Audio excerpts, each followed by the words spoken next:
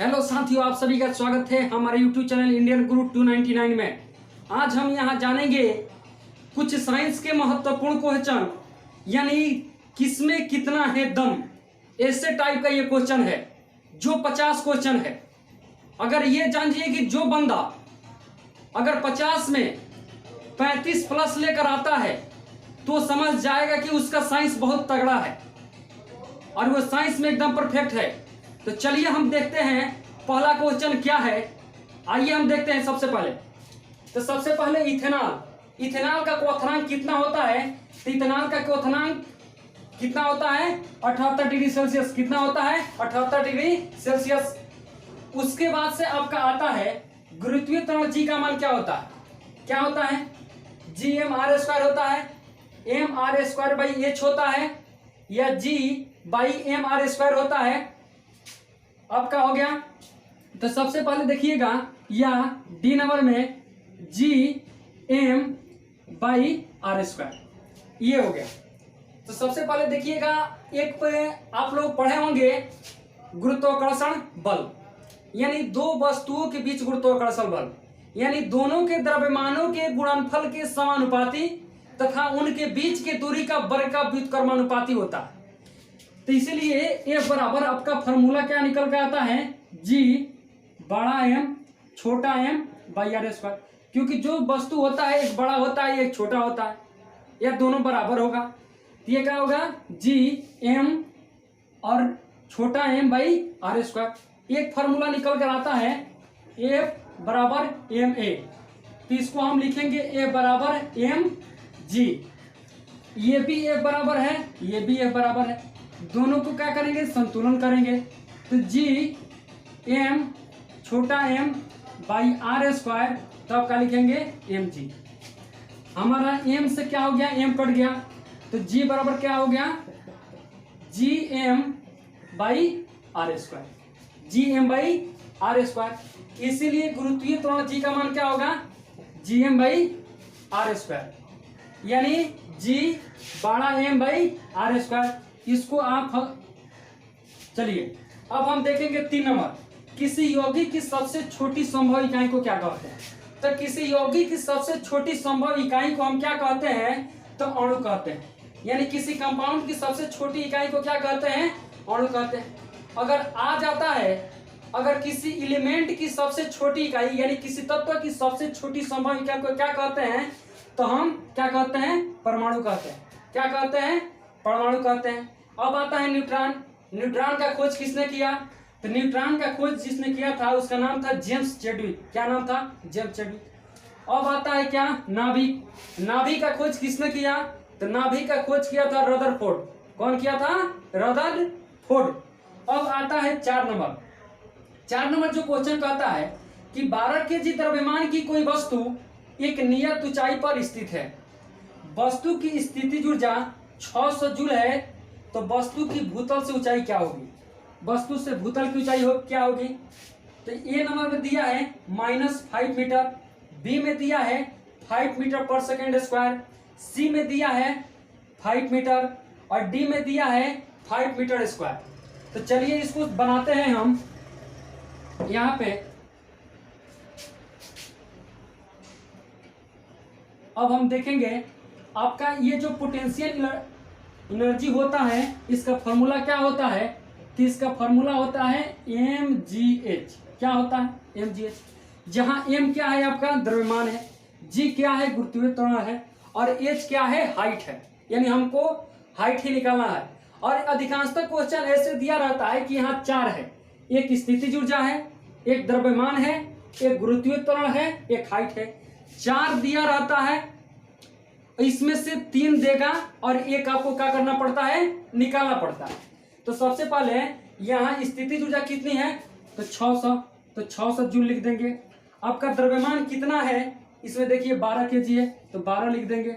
गुरुत्वीय त्वरण का मान क्या होता है 10 होता है। क्या होता है 10 होता है या 9.8 मीटर पर सेकेंड स्क्वायर होता है। तो यहाँ हम क्या लेंगे 10 ही लेंगे। क्या लेंगे 10 लेंगे, क्योंकि इसमें देख रहे हैं कोई भी मान पॉइंट में नहीं गया है। इसके लिए अब हम चलेंगे क्या होता है h होता है। तो h बराबर क्या हो जाएगा 600 भाई ये क्या हो जाएगा 12 और इंटू 10, क्योंकि बराबर के इस साइड जो चीज गुणा में रहता है इधर आता है तो किस में लग जाता है भाग में। तो ये क्या होगा 0 से 0 कट जाएगा और 12 पच्चे कितना हो गया 60। तो ये हमारा इंच बराबर निकल कर कितना आया 5 मीटर। क्या आया 5 मीटर। तो यहाँ हमारा आंसर क्या हो जाएगा इसका 5 मीटर हो जाएगा। अब हम देखेंगे सार्वत्रिक गुरुत्वाकर्षण का नियतांक जी की खोज किसने किया। तो ये किसने किया था जी, तो ये किया था हेनरी क्वेंडिस। किसने हेनरी क्वेंडिस ने। और जो जी का मान कितना होता है, तो जी का मान होता है ये बड़ा जी का, 2 जी होता है, एक छोटा जी होता है और एक बड़ा होता है। तो जो सार्वत्रिक गुरुत्वाकर्षण नियतांक होता है वो कौन सा जी होता है बड़ा जी होता है।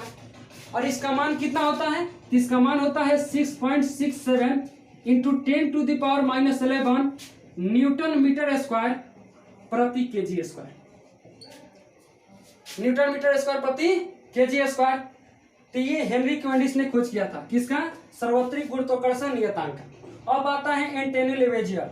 एंटोनी लेवेजियर को क्या कहा जाता है केमिस्ट्री का पिता कहा जाता है, यानी रसायन शास्त्र का फादर कहा जाता है। अब आपका आता है हेनरी क्वेंडिस। हेनरी क्वेंडिस ने एक और चीज का खोज किया था हाइड्रोजन का। किसका हाइड्रोजन का। हेनरी क्वेंडिस ने किसका खोज किया था हाइड्रोजन का। किसका हाइड्रोजन का। किस धातु का उपयोग तार बनाने में किया जाता है, तो पहला आपका ऑप्शन क्या है जी चांदी है। क्या है चांदी है। दूसरा क्या है जी सोडियम है। तीसरा क्या है तांबा है। चौथा क्या है लेड है। तो जो इसमें आपका सही आंसर होगा वह होगा तांबा। क्या होगा तांबा। इसमें एक ऑप्शन है चांदी।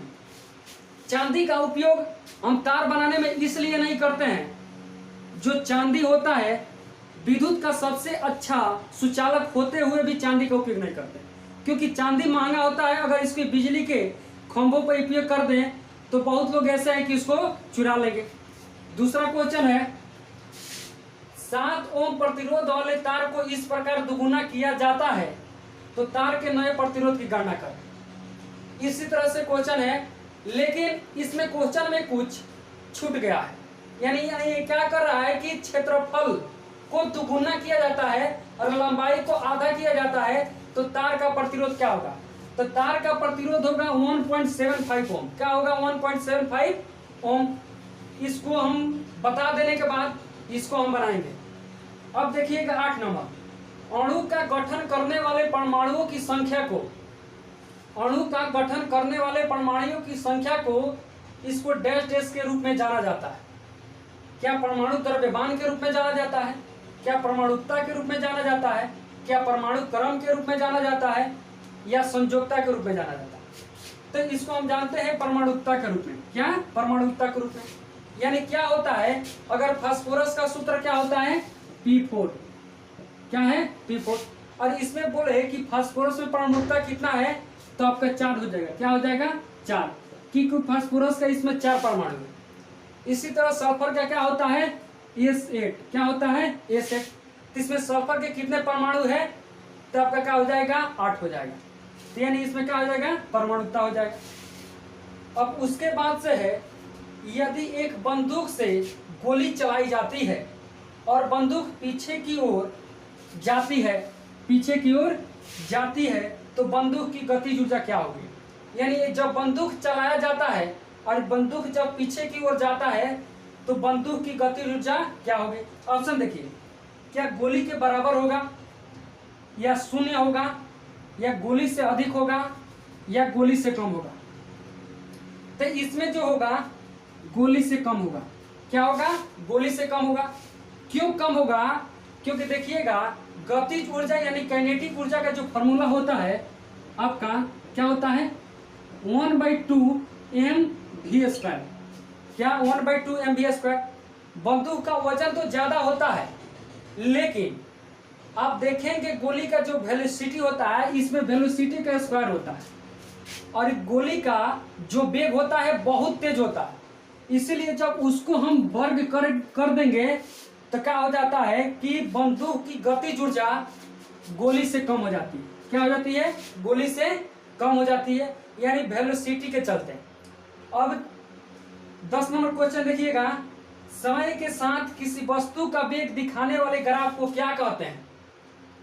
क्या वेग समय ग्राफ कहते हैं, वेग विस्थापन ग्राफ कहते हैं, वेग गति ग्राफ कहते हैं, वेग दूरी ग्राफ कहते हैं? तो हम क्या कहते हैं? वेग समय ग्राफ कहते हैं। क्या कहते हैं? वेग समय ग्राफ कहते हैं, क्योंकि यहाँ देख रहे हैं समय है और वेग है, तो क्या होगा? वेग समय ग्राफ होगा। अब देखिए 7 नंबर क्वेश्चन किस तरह से बनेगा। क्या होगा? 7 नंबर क्वेश्चन किस तरह से बनेगा? 7 नंबर जो क्वेश्चन है आपका क्या हो जाएगा? क्योंकि प्रतिरोध बराबर फॉर्मूला क्या होता है? रो एल बाई ए।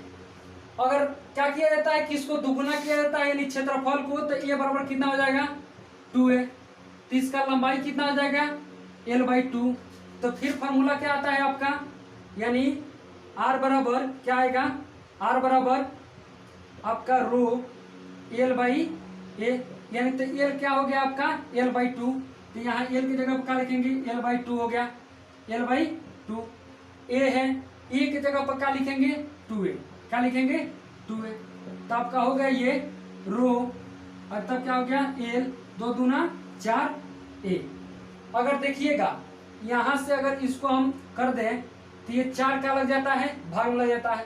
और प्रतिरोध कितना है? 7। और जब 7 में हम 4 से भाग देंगे तो 4 एकम 4, अब 3 बचता है, तो 7 चौक 28 और 4 बचे 20, 1.75 होता है। अब देखेंगे कौन से धातु को तेल में रखा जाता है। कौन से धातु को तेल में रखा जाता है? तो गोल्ड है, सोडियम है, आयरन है, सिल्वर है। तो इसमें क्या हो जाएगा आपका? सोडियम हो जाएगा। क्या हो जाएगा? सोडियम हो जाएगा। सोडियम को हम केरोसिन के तेल में डुबो कर रखते हैं, केरोसिन को तेल में, क्योंकि ये रूम टेम्परेचर पे ऑक्सीजन से अभिक्रिया करके अपना ऑक्साइड बनाकर उसमें क्या पकड़ लेता है? आग पकड़ लेता है। इसीलिए हम क्या करते हैं? इसको केरोसिन के तेल में डुबो कर रखते हैं, क्योंकि केरोसिन में क्या होता है? ऑक्सीजन नहीं होता है। अब दूसरा क्वेश्चन देखेंगे, समुद्र तल पर पर्यावरणीय दाब कितना एटमॉस्फेरिक प्रेशर होता है? तो कितना होता है आपका? 1 होता है। कितना होता है? 1 होता है। उसके बाद से हम 13 नंबर क्वेश्चन देखेंगे, दो पिंडों के बीच बल सदैव किस तरह से कार्य करती है? क्या समान और विपरीत दिशा में प्रयुक्त होती है, समान और एक ही दिशा में प्रयुक्त होती है, असमान और विरुद्ध दिशा में प्रयुक्त होती है? इनमें से कोई नहीं। तो इसमें से क्या होगा? समान और विपरीत दिशा में प्रयुक्त होती है। कभी भी बल कैसा होता है? समान और विपरीत दिशा में प्रयुक्त होता है। अब हम 14 नंबर क्वेश्चन देखेंगे, जल में अम्ल के मिश्रण को क्या कहा जाता है? जल में अम्ल के मिश्रण को क्या कहा जाता है? जिसके परिणाम स्वरूप प्रति इकाई आयतन में आयनों की सांद्रता में कमी हो जाती है। इसे क्या कहते हैं? तनुकरण कहते हैं। क्या कहते हैं? तनुकरण कहते हैं। अब देखेंगे 15 नंबर क्वेश्चन, निम्न में कौन सी कोशिका विभाजन को प्रोत्साहित करता है? यानी कौन सा हार्मोन कोशिका विभाजन को क्या करता है? प्रोत्साहित करता है। तो पहला एक में है एब्सिसिक एसिड, दूसरा में है ऑक्सिन, तीसरा में है जिब्रेलिन और चौथा में है साइटोकाइनिन। तो आपका आंसर क्या होगा? साइटोकाइनिन। क्या होगा? साइटोकाइनिन। अब हम देखेंगे निम्न में से कौन से विलयन का पीएच मान न्यूनतम होता है? यानी कौन से विलयन का पीएच मान क्या होगा? सबसे कम होगा। तो ए में ऑप्शन है नींबू का रस, दो में है शुद्ध जल, सी में है रक्त और डी में है डिटर्जेंट। तो अब देखेंगे, देखिए नींबू का रस का पीएच मान कितना होता है? 2.2 से 2.4 होता है। कितना होता है? नींबू का फर्स्ट ए वाला होता है 2.2 से 2.4 के बीच। दूसरा आपका है शुद्ध जल, शुद्ध जल का पीएच मान कितना होता है? ये होता है आपका 7 होता है।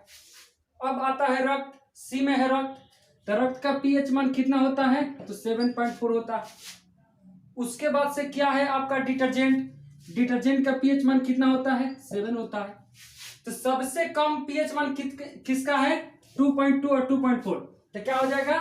नींबू का रस। सबसे न्यूनतम पीएच मान किसका है? नींबू का रस का। अब आपका आता है किसका?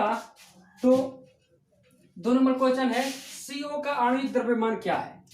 CO का आणविक द्रव्यमान, तो कार्बन का आणविक द्रव्यमान कितना होता है? 12। कितना होता है? 12। और ये ऑक्सीजन का आणविक द्रव्यमान कितना होता है? 16। दोनों को जोड़ देंगे तो कितना हो जाएगा? 28। तो क्या हो जाएगा? 28 हो जाएगा। क्या हो जाएगा? 28 हो जाएगा।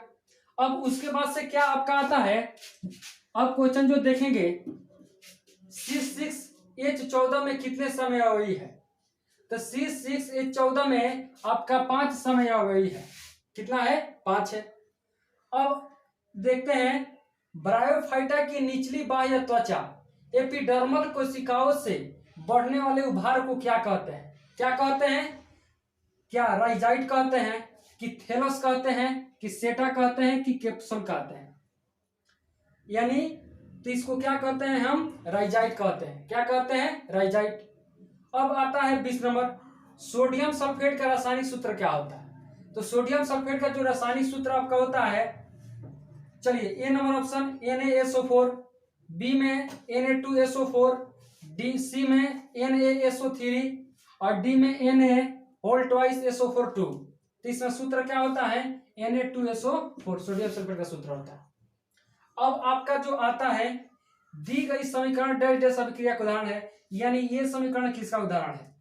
तो हम देख रहे हैं, देखिएगा PbCuCl2, तो क्या हो रहा है कि यहाँ Pb के संग क्या आ रहा है? क्लोरीन आ जा रहा है, और कॉपर अलग हो जा रहा है, यानी वो विस्थापन हो जा रहा है। तो कौन सा अभिक्रिया हो जाएगा? ये विस्थापन अभिक्रिया होगा। क्या होगा? विस्थापन अभिक्रिया हो जाएगा। अब हम देखेंगे पांचवें आवर्त में अति धात्विक तत्व कौन है?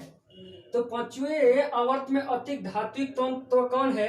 क्या आपका प्लेटिनम है, क्या कैल्शियम है, कि गोल्ड है, कि रुबिडियम है? तो जब हम आवर्त सारणी पढ़ते हैं तो उसमें देखते हैं कि जब हम क्या होते हैं कि लेफ्ट से राइट जाते हैं, लेफ्ट से राइट जाते हैं, तो क्या होता है कि धात्विक गुण घटता है। क्या होता है? धात्विक गुण घटता है। और जब ऊपर से नीचे जाते हैं तो धात्विक गुण क्या होता है? बढ़ता है। और इधर क्या होता है? घटता है। तो इसमें सबसे पहले हमको देखना पड़ेगा धात्विक गुण के लिए पांचवें आवर्त में, तो फर्स्ट ग्रुप वाला देखना पड़ेगा। क्या देखना पड़ेगा? फर्स्ट ग्रुप वाला। तो आवर्त सारणी के आपके पांचवें आवर्त में फर्स्ट ग्रुप में क्या आता है? आपका रुबिडियम आता है। क्या आता है? रुबिडियम आता है। तो हमारा आंसर क्या हो जाएगा? रुबिडियम हो जाएगा। अब दूसरा आता है क्वेश्चन आपका, अंडप का एक भाग नहीं है। तो अंडप का एक भाग नहीं है तो क्या नहीं है? तो अंडप का एक भाग नहीं है, पुंकेसर। क्या हो जाएगा? पुंकेसर। अब उसके बाद से जो क्वेश्चन है आपका, एल्किन्स को पहले किस नाम से जाना जाता है? एल्किन्स को पहले किस नाम से जाना जाता था? तो आपका क्या होगा? ओलेफिन। क्या होगा? ओलेफिन। अब उसके बाद से 25 नंबर यानी लास्ट क्वेश्चन जो आता है आपका, निम्न में से कौन सा एक शीत रक्ततापी जानवर है? तो सबसे पहले कबूतर, कछुआ, लोमड़ी। तो जितने भी पक्षी आते हैं और स्तनधारी आते हैं, सब क्या है? एक गर्म रक्ततापी जानवर है। लेकिन यहाँ पर एक आपका देखिएगा क्या है? बकरी है, ये भी स्तनधारी है, तो ये भी गर्म रक्ततापी है। लोमड़ी है, ये भी गर्म रक्ततापी है, और कबूतर पक्षी ये भी गर्म रक्ततापी है। लेकिन कछुआ यहाँ पे क्या है? सरीसृप है। क्या है? कछुआ एक सरीसृप है, और ये क्या होता है? शीत रक्ततापी जानवर होता है। अगर ये वीडियो आपको अच्छा लगा है तो हमारे कमेंट में जरूर लिखें, और ऐसे वीडियो को आप लोगों के लिए कंटिन्यू किया जाएगा। अगर ये वीडियो आप लोगों को अच्छा लगा है तो हमारे वीडियो को लाइक, शेयर, कमेंट जरूर करें। जय हिंद, जय भारत।